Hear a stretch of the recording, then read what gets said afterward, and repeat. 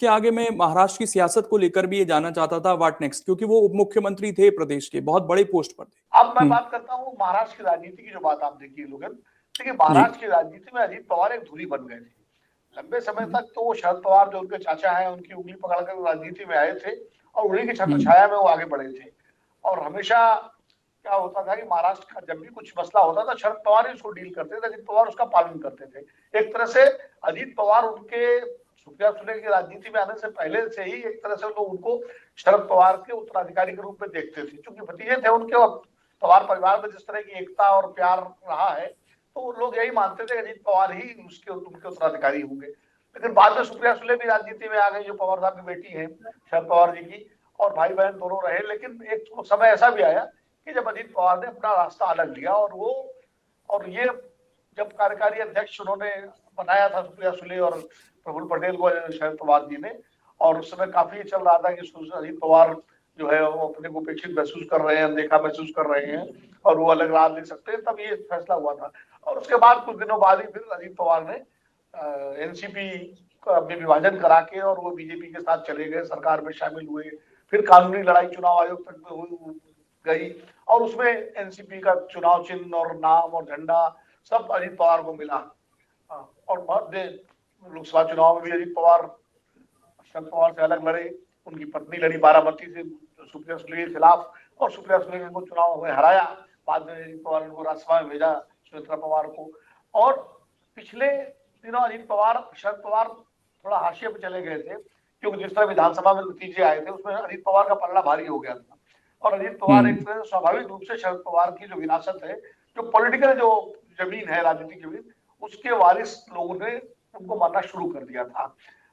हालांकि परिवार में भी काफी इसको लेके बड़ा तनाव रहा, फिर बीच बीच में परिवार की एकता भी हुई। और अभी जो स्थानीय निकाय के चुनाव हुए, जो नगर निकायों के, उसमें कई जगह दोनों एनसीपी शरद पवार और एनसीपी जो अजीत पवार की है, इनके बीच में चुनावी गठबंधन भी हुआ, मिलकर लड़े भी छिंदवाड़ा वगैरह में कई जगह। लेकिन ये अलग बात है कि कोई बहुत अपेक्षित सफलता एनसीपी के दोनों दलों के एकजुट होने पर भी नहीं मिली। ये भी एक तथ्य। इसके बावजूद अजीत पवार महाराष्ट्र की राजनीति के बड़ी धुरी थे और धीरे धीरे वो एक तरह से जो शरद पवार जी का जो जनाधार था उसको उसके नेता के रूप में स्वीकारे जाने लगे थे।